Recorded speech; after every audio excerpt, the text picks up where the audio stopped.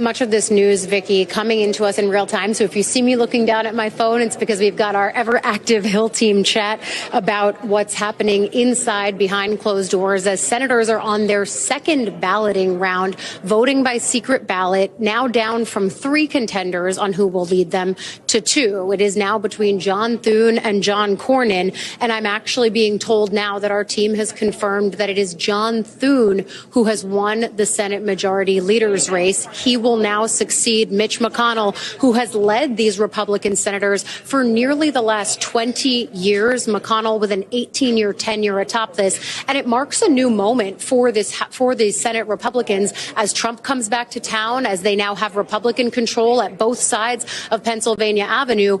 And it also marks a real evolution for Thune himself, who has been a Trump detractor at some times over the course of the last several years, but who has worked over the last several months to patch up his relationship with the president-elect. And now they will all, it seems, march in lockstep towards January when Trump assumes the White House once again, and they can begin to enact a Republican agenda.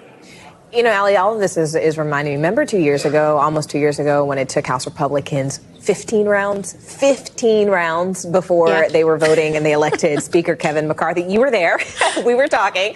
Could we see something like that happen again this time in the Senate?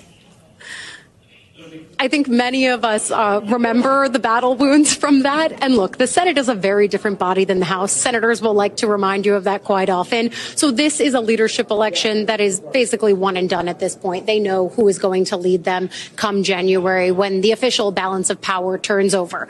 On the House side of that building, we will see. You know, at this point, Mike Johnson, the Speaker, just in the last few hours, received the public endorsement of President-elect Donald Trump. That goes a long way on both sides of this building, but especially within the House Republican Conference. But that doesn't mean that it's not potentially still a bumpy road over on the House side of this building. Mike Johnson is going to have to, as Speaker at the end of this Congress, deal with government funding. That has proven to be a thorny issue, not just for Johnson as Speaker, but for Kevin McCarthy before him. A lot of time can elapse in Congress between now and that January 3rd vote that should secure Johnson the speakership.